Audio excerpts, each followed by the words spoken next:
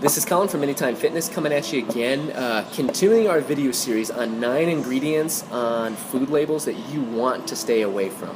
So just to recap again how this video is going to go, I'm going to tell you what it is, I'm going to tell you what it's in, I'm going to tell you what it does, and I'm going to tell you why we know it's bad. Okay? So this one we're talking about today is MSG. So that's definitely a thing that's really kind of like out there right now.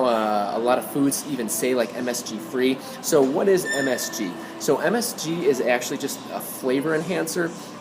It's actually derived from a non-essential naturally occurring amino acid, but when it's put into food, it's modified in multiple different ways that actually make it a synthetic additive that enhances flavor when you eat some sort of food. So take for example like a cracker. So you know, sometimes like when you're having like, oh man, that's really savory, more than likely there's probably some MSG on that that's enhanced that flavor. So that brings us to the next thing is, what is MSG in? MSG is in a lot of chips, crackers, Chinese food, a lot of canned soups.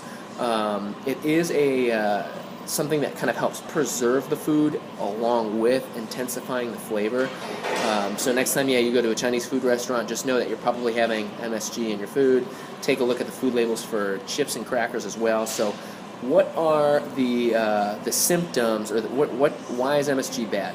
So MSG, there's a lot of documented cases of people complaining about nausea, vomiting, facial tension, sweating, even chest pain, as well as weakness and fatigue of the body.